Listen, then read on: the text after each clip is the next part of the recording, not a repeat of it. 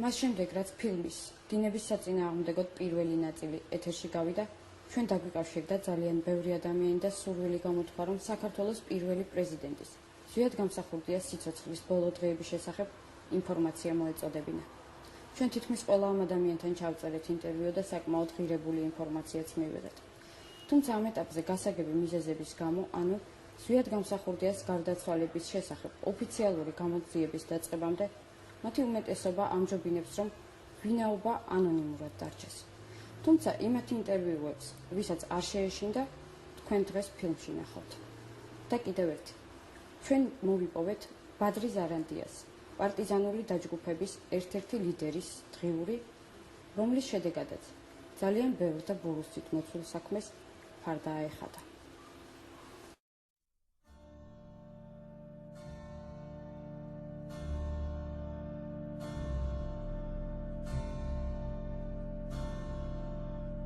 $1993 წლის შემოდგომაზე საქართველოს კანონიერი პრეზიდენტის ზვიად გამსახურდიას გროზნოდან ზუგდიდში დაბრუნების შემდეგ თბილისში შევარდნაძემ და მისმა უახლოესმა გარემოცვამ რუსულ სპეცსამსახურებთან შეთანხმებით შექმნეს პრეზიდენტ გამსახურდიას ლიკვიდაციის გასაიდუმლოებული შტაბი.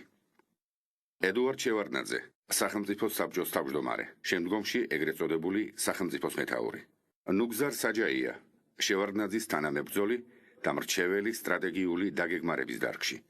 იგორ გიორგაძე, შევარდნაძის უშიშროების მინისტრი. შოთა კვირაია, შევარდნაძის შინაგან საქმეთა მინისტრი. ოთარ ფაცაცია, შევარდნაძის მთავრობის პრემიერ-მინისტრი.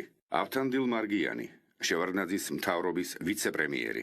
ავთანდილ იოსელიანი, უშიშროების მინისტრის მოადგილე, დაზვერვის დეპარტამენტის თავმჯდომარე.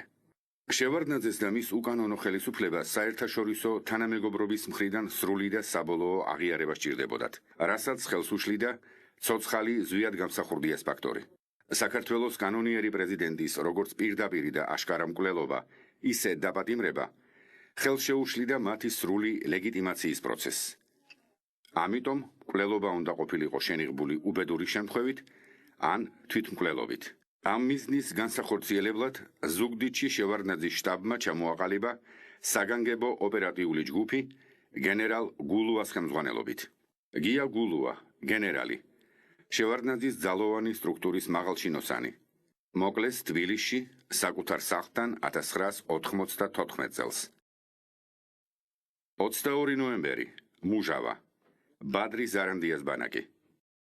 პრეზიდენტი ზვიად გამსახურდია პრემიერ-მინისტრს ბესარიონ გუგუშვილთან ერთად მუჟავაში პარტიზანული მოძრაობის ერთ-ერთი ლიდერის ბადრი ზარანდიას ბანაკში მიიყვანეს.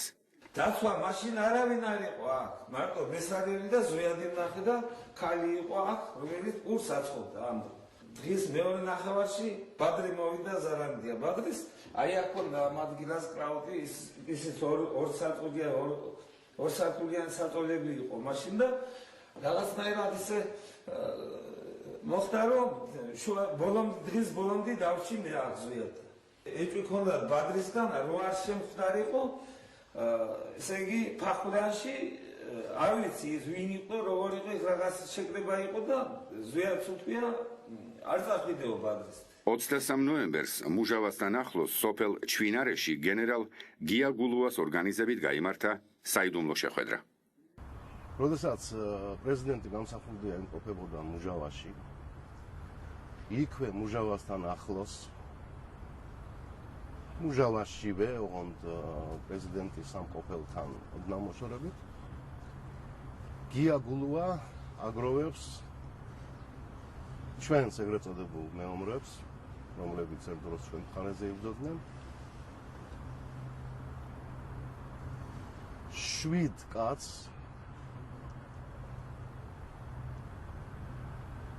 და სთავაზობს მათ პრეზიდენტის ლიკვიდირებას, მოკვდას. ასაბუთებს იმით, რომ აი ერთ კაცს ჩვენ არ უნდა გადავაყოლოთ მთელი საქართველო, არ უნდა გადავაყოლოთ ჩვენი კუთხე. თუ პრეზიდენტი მოკვდება, სიტუაცია დამშვიდდება და საქართველო დაიწყებს წინსვლას. დაახლოებით ეგეთი საუბარი იყო. 7 პიროვნებამ პიონერებივით აწიეს ხელი. ხელის აწევით დააფიქსირეს თანხმობა პრეზიდენტ გამსახურდიას ლიკვიდირების. ესენი არიან, მაგერ ჩავიხედავ, ბადრი ზარანდია, გია სარია, გოჩა სარია, ბეჟან წურწუმია, ზაურ შონია, პუშკინი. ზურაბ შონია, ეგრეთ წოდებული პუშკინი. სხვა შორის იყო ერთი პიროვნება, ჰამლეტ გულოვდავა, დღესაც ცოცხალია და ჯანმრთელია. ამ კაცმა უარი თქვა ამ საქმეში მონაწილეობაზე და ხელი არ აწვა.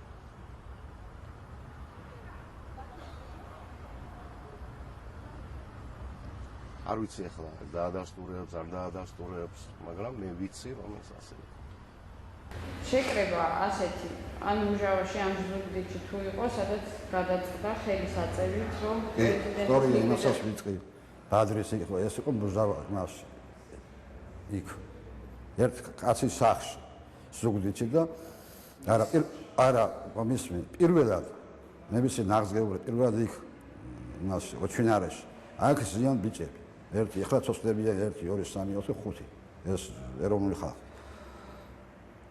და სხვები ზაქარია გაიგე და გავაკეთოთ საქმე თუ არა აიწიეს ხელები აიწიეს მაგრამ მე რო შუაღამე რო მოვიდა უთხრას ხელები არაფერი პრეზიდენტი რამასინ არ იყო ჩამოსული მასინ იყო მუჟავას პრეზიდენტი თქვენ ესწრებოდით ამ შეხედვით არა მაგრამ ნახდარბეთ ეს სოსტები არიან ხო ახლა ბადრის კიდევ თქვა ჩემზე და პუშკინაზე მეორე და მესამე და მე ბადრი და პუშკინა ესწრებოდნენ ხა ესწრებოდნენ მე ხელი გავყეთოს ღამით შუაღამეს ბადრი ზარანდია და მე შევარნაძის საპრობილეში მოვხდით ერთი და იმავე სართულზე მაშინ იყო იმის საშუალება, რომ პატიმრები თუ კი რაღაც გარკვეულ თანხას გადაიხიდნენ, შეეძლოთ კამერიდან კამერაში გადასვლა და ერთხელ ზარანდია გადმოვიდა ჩემთან კამერაში, საკმაოდ დიდხანს ვისაუბრეთ და ამ საუბრის დროს მან მითხრა, ზოგადად კონკრეტულად არ უთქვია, რომ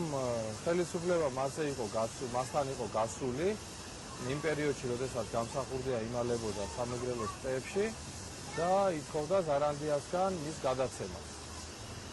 რომ ამ საკითხებით არა მარტო ზარანდიასთან მუშაობდნენ მაშინ ხელისუფლება და ხელისუფლება ძირითადად რამდენადაც მახსოვს მე ხა გიაგულვას საშუალებით გადიოდა ზარანდიაზე. ზარანდია მის გაანთავისუფლა საპატიმროდან, ზუგდიდის საპატიმროდან, მაშინ როდესაც იქ ზვიადის ხელისუფლება იყო და ამის სანაცვლოდ მათ შორის იყო ჩამოყალიბებული კარგი ურთიერთობა და ანუ გიაგულვა თავისი ასე ვთქვათ კეთილისმყოფელის საშუალებით ცდილობდა გაეკეთებინა ან ჩაეტარებინა რაღაც ოპერაცია, რომელიც დამთავრდებოდა ზვიად გამსახურდიას აყვანით.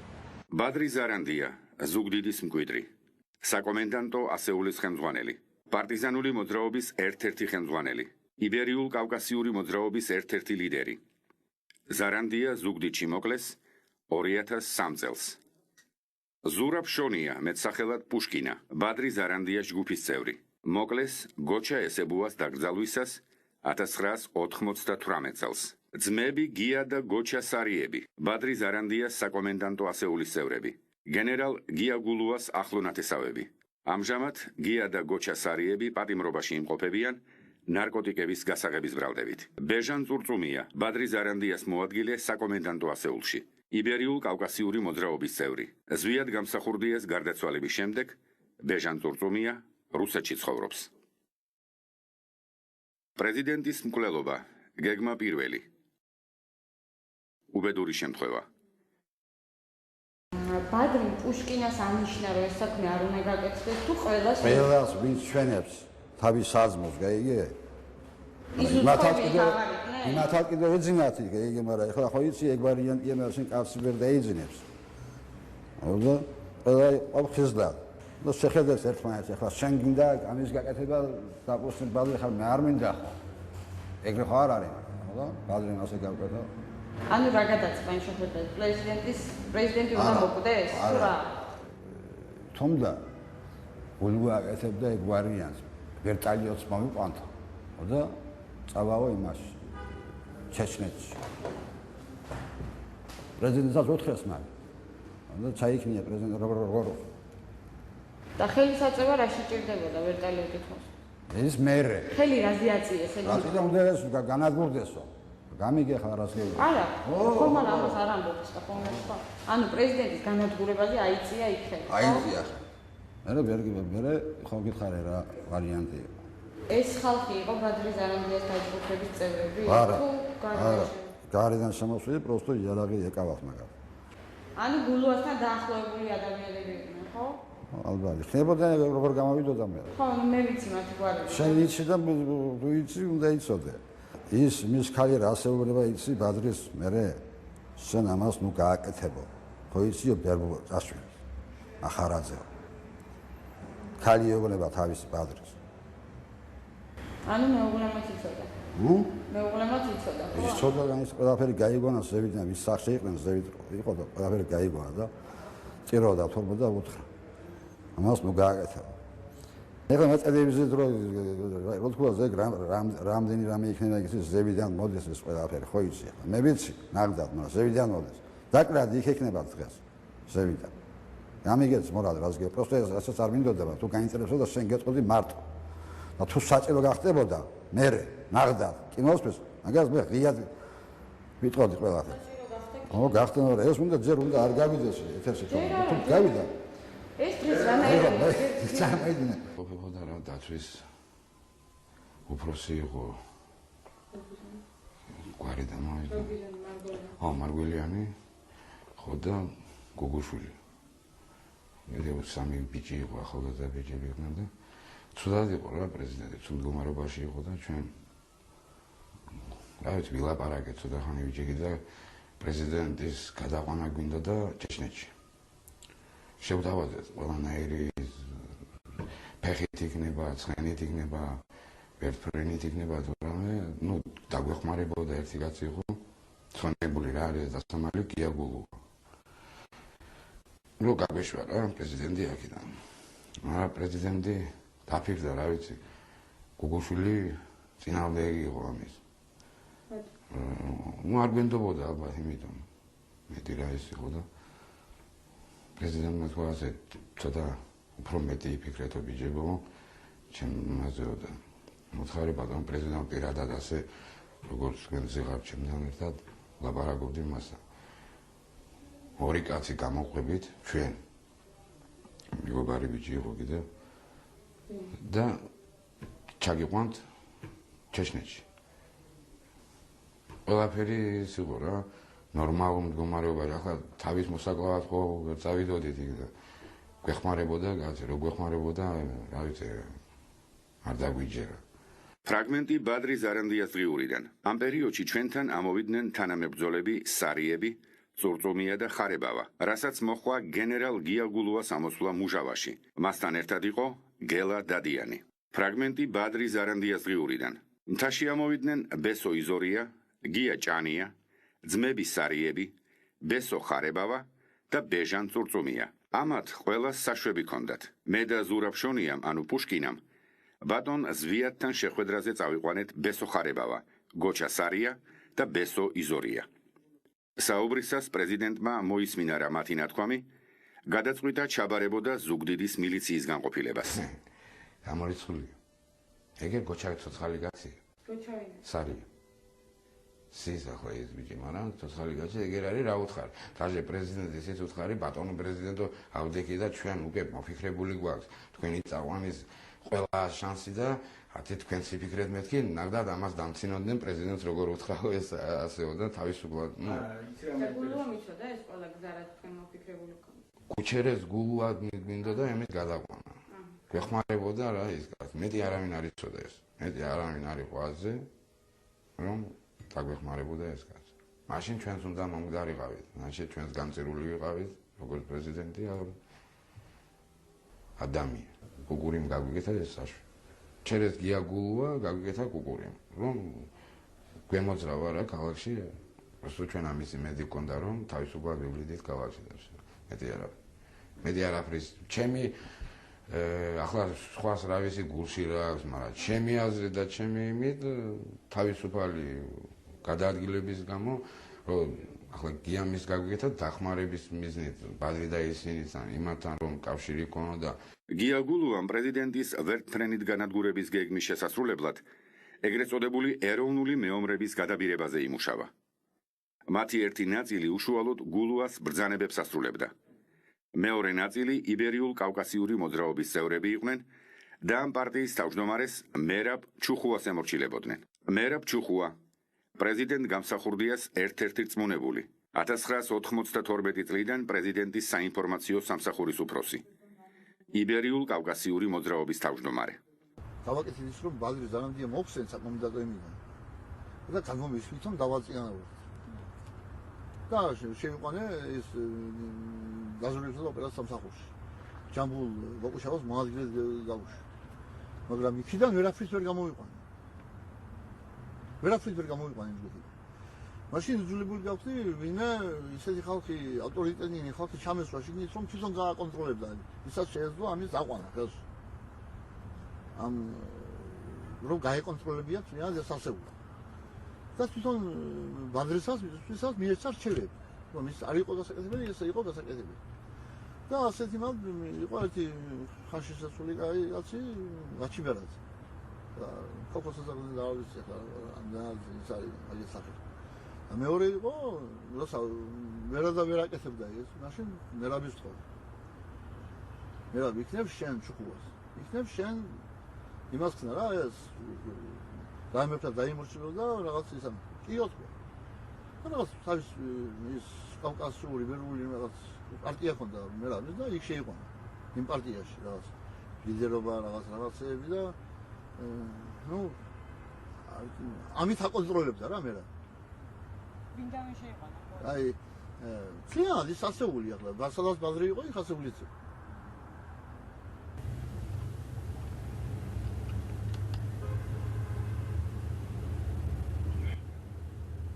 Hello. ბატონო მერაბ, ერთი წუთი თუ შეიძლება ფილმში გვინდა რომ ჩაჯდეს თქვენი ინტერვიუ და სად შეიძლება თქვენი ნახვა და ინტერვიუს ჩაწერა? არ მაინტერესებს არც თქვენი ფილმი. დიახ. არც თქვენი კოკომოკო. რამდენიმე ფაქტი არის, სადაც არის ნახსენები თქვენი სახელი და გვარი. ობიექტურობა მოითხოვს, რომ თქვენთან ჩავწეროთ ინტერვიუ. არ მაინტერესებს თუ გეუბნებით. იცით რა არის, მე მაშინ არ იყოს პრეტენზიები და ეხლა სხვათა შორის ცნობისათვის ჩვენი სატელეფონო საუბარი იწერება და ფილმში მოხდება მაშინ ეს საუბარი. არ მაინტერესებს თქვენთან ურთიერთობა, იმიტომ თქვენ ხართ მოსყიდულები. დიახ. და აკეთებთ აგენტურულ საქმიანობას. ამ დროს ძმების სარიების სახლში ბადრი ზარანდიას მეუღლე და 6 თვის შვილი. ასევე პუშკინას მეუღლე ყავდათ დატყვევებული. პრეზიდენტმა საკუთარ პირად მცველებს მუშავადან წაყვანა მოსთხოვა. ბადრი ზარანდიამ და პუშკინამ პრეზიდენტამდე ხმა მიაწვდინეს, რომ მათ რიგებში მოღალატეები იყვნენ და კონტაქტზე გამოსვლა სახიფათო იქნებოდა. ბადრი ზარანდია შეხვდა გია გულუას. პრეზიდენტის დაუკითხავად. და გია გულუა უთხრა, რომ მე ვიცი თქვენი ადგილმდებარეობა, ჩამოვყარე პრეზიდენტი და შენ არაფერი არ შეგეხ. ეს ყველაფერი მოუტანა ბადრი ზარანდიამ ეს ამბავი, სვიაც. და უთხრა, ესე. სვიანი უთხრა, მეორეჯერ არ გამბედო და არ წახვიდე და არ შეხვდე. და იმ საღამოს მივედით ჩვენ. ბადრი ზარანდია რო შეხვედრია გია გულუას. რომ მივედით, ჩვენ გავუვიდით აჭერაცო, ვიცით რომ კაცი უნდა იყოს მარტო. პრემიერ-მინისტრთან ერთად და დაცვის წევრთან ერთად ისე რომ არ მაიცოდეს არავინ.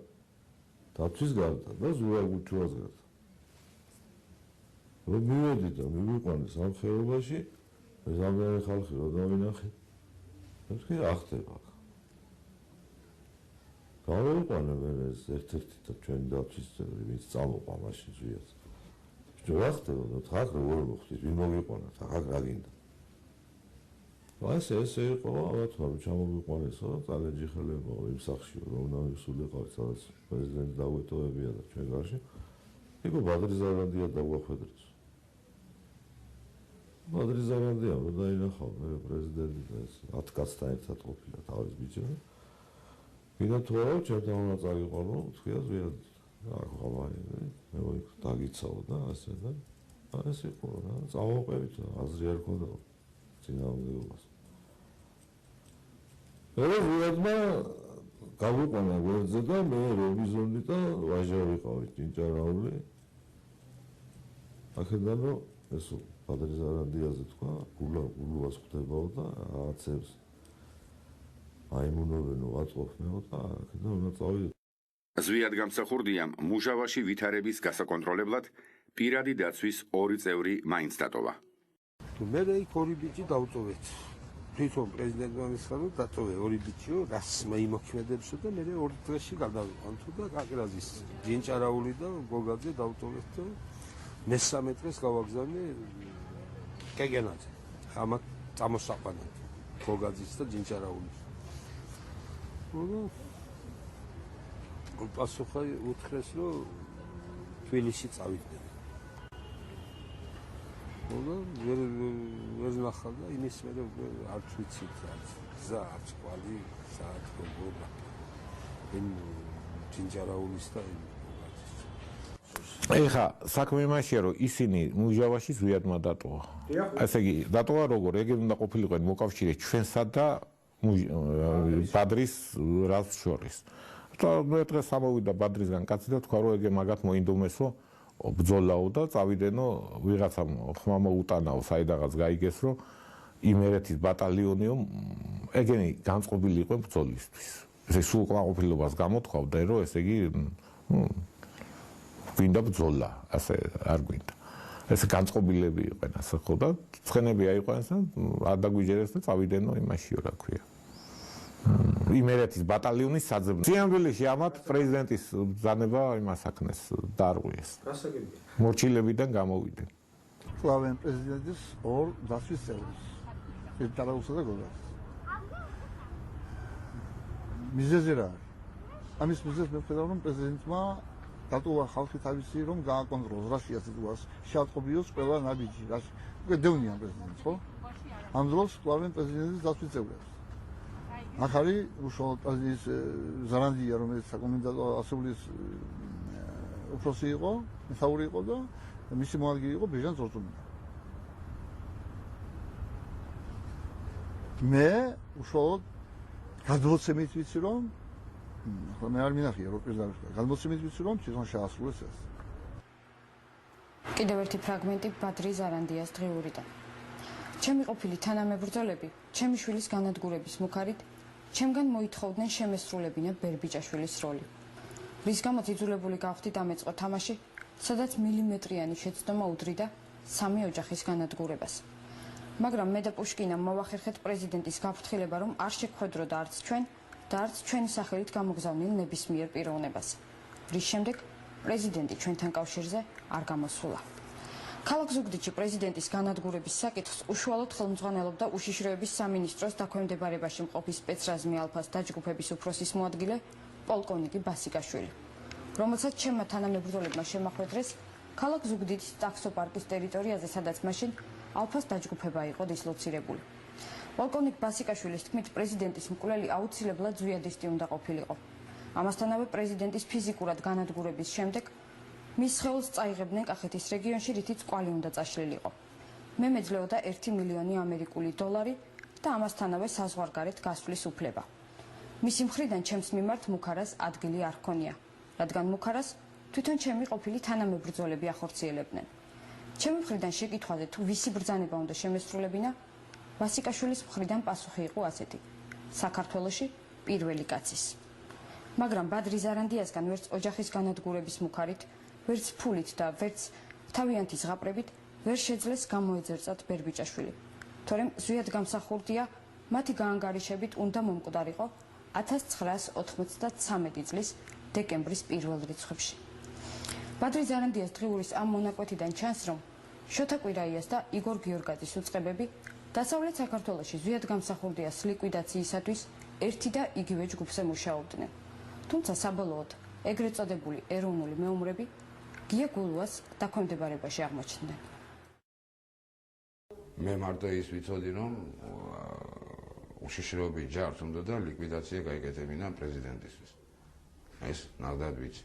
საიდან და იყო ეს ინფორმაცია რა. გიასგან?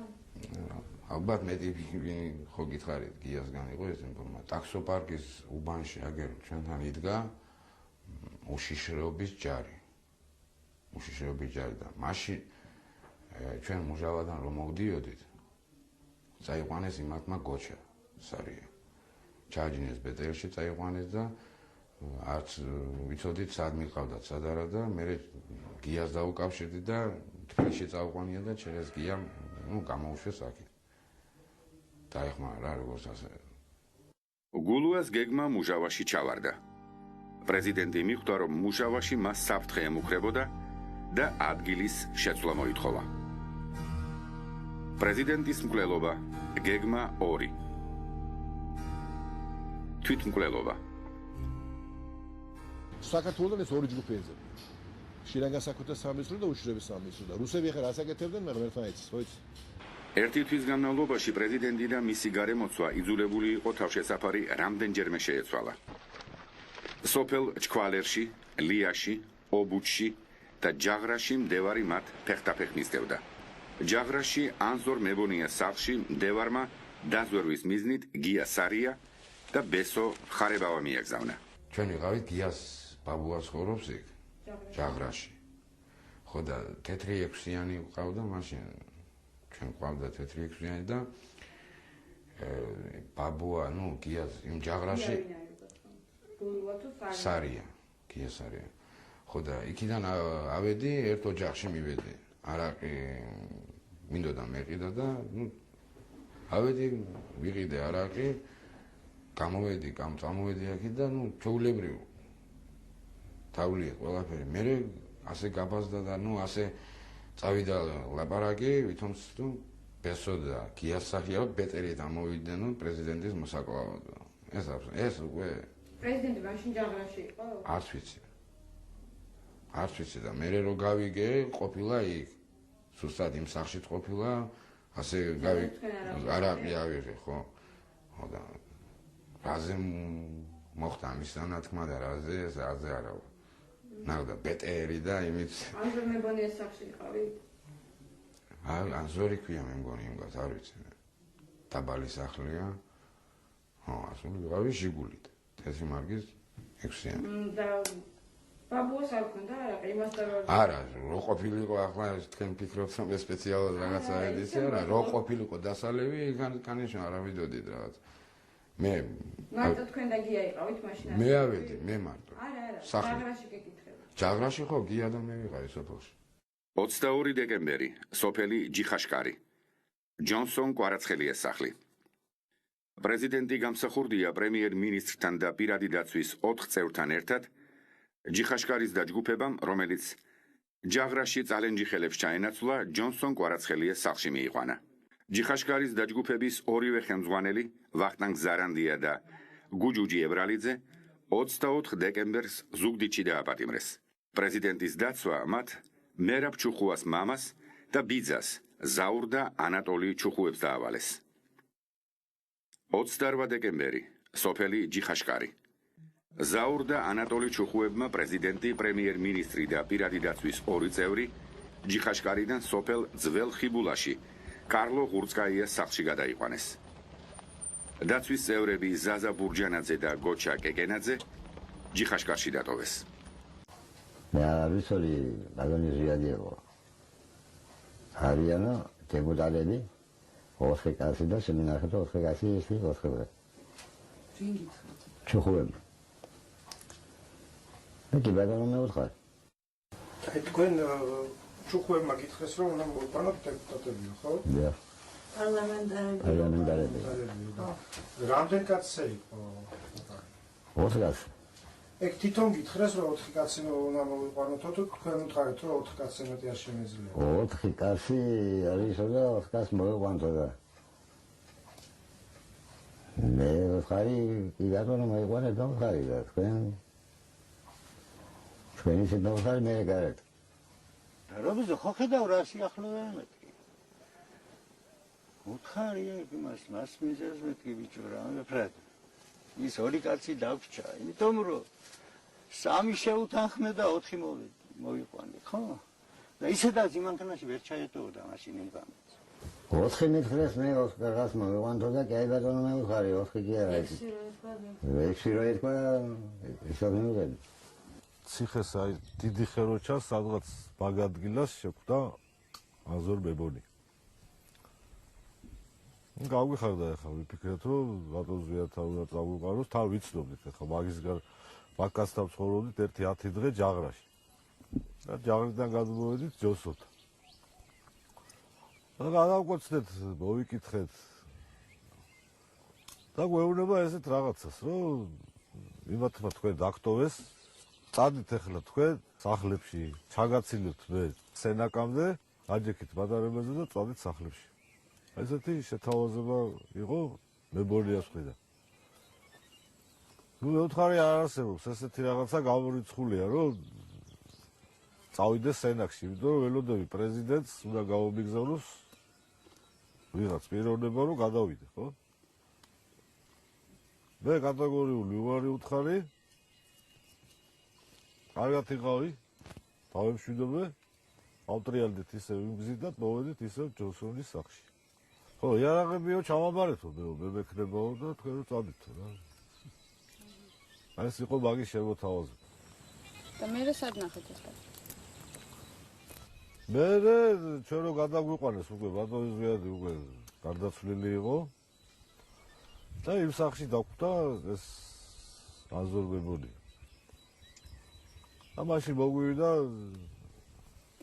გავათი რა მაგ თემაზე რომ თუ კი იცოდა სად იყო ბატონის ზვიადი, რატომ არ გადაგვიყვანა იქ და რატომ გვთავაზობდა სენაკში გავგზავნებას და სახლებში წასვლას. შევარდნაძის საგანგებო შტაბის დავალებით ჯერ კიდევ ცოცხალ ზვიადგამსახურდიაზე 30 დეკემბერს ანატოლი ჩუხუამ და გუჯუჯი ებრალიძემ გაავრცელეს ჭორი მისი თვითმკვლელობის შესახებ.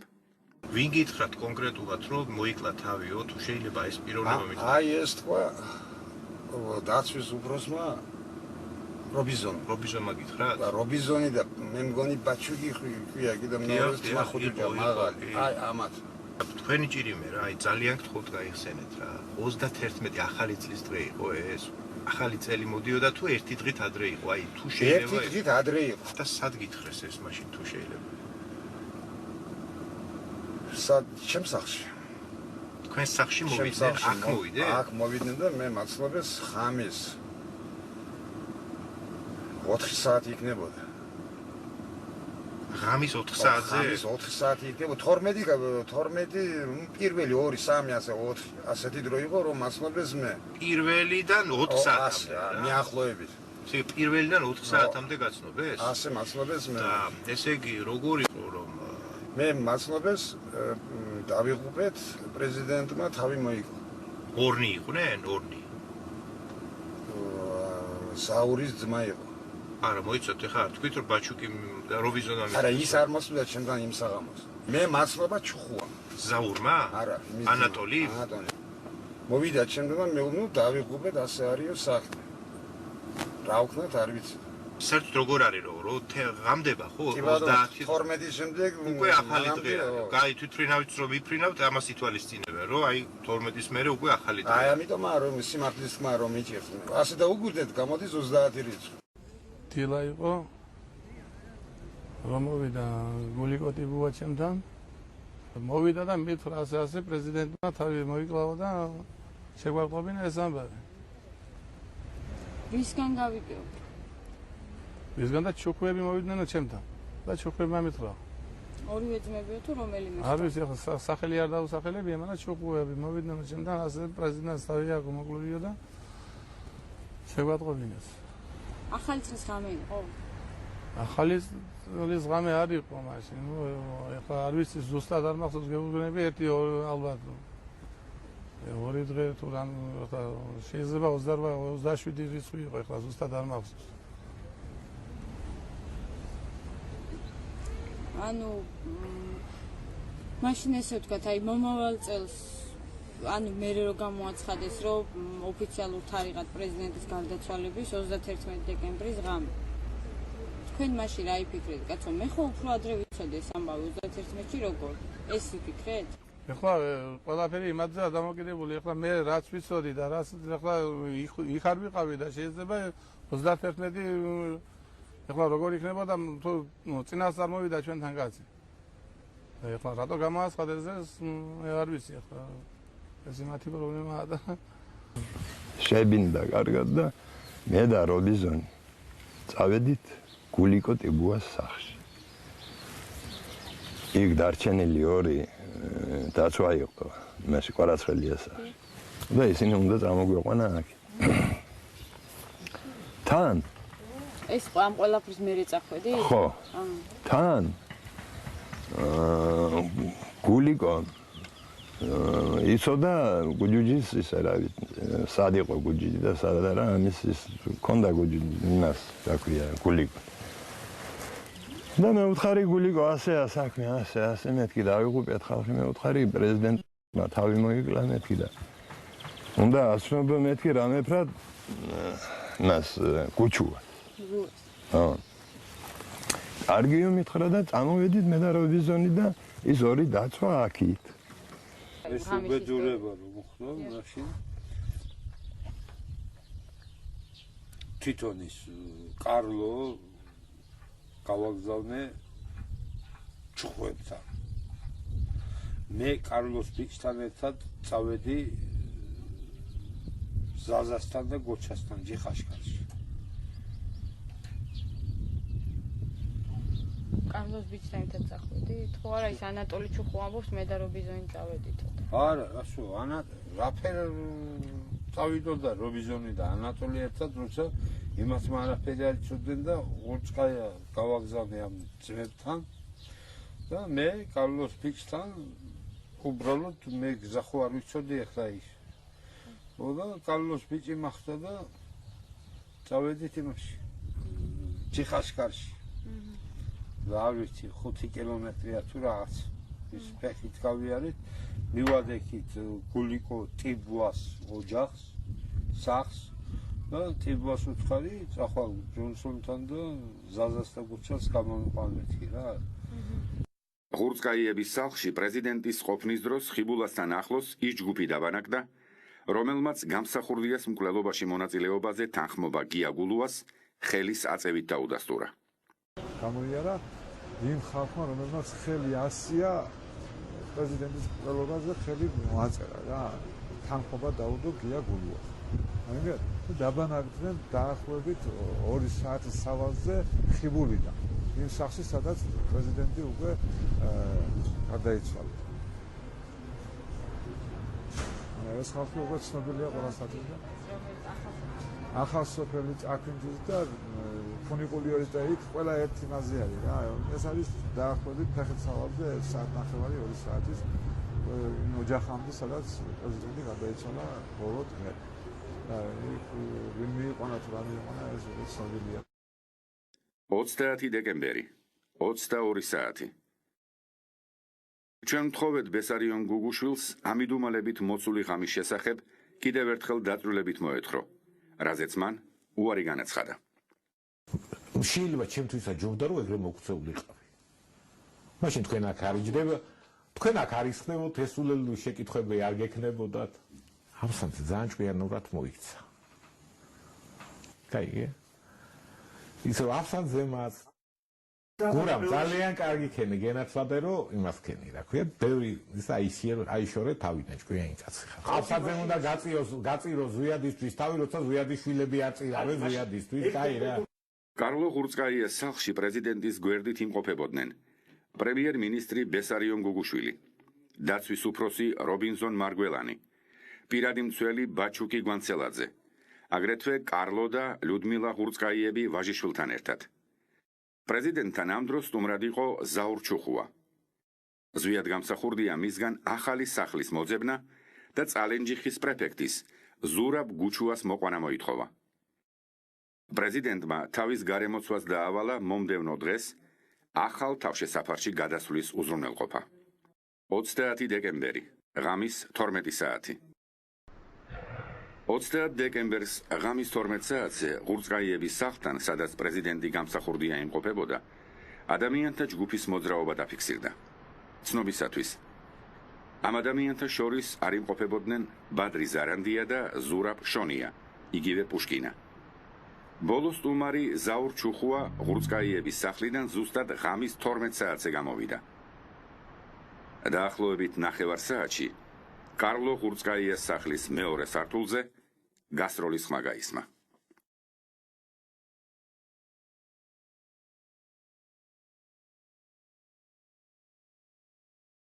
როსტოვის სასამართლო სამედიცინო ექსპერტიზის დასკვნა.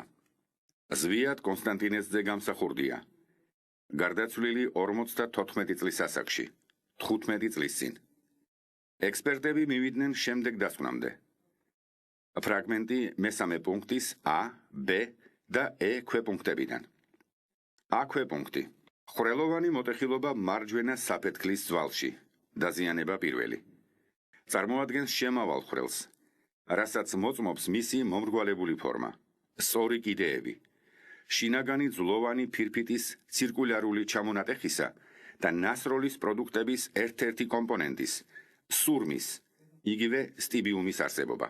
ხვრელოვანი მოტეხილობა მარცხენა საფეთქლის ძვალში, დაზიანება ნომერი 2. წარმოადგენს გამომავალ ხვრელს, რასაც მოწმობს მისი არასწორი მრავალკუთხა ფორმა, დიდი ზომები და გარეგან ძვლოვან ფირფიტაზე ჩამონატეხის არსებობა.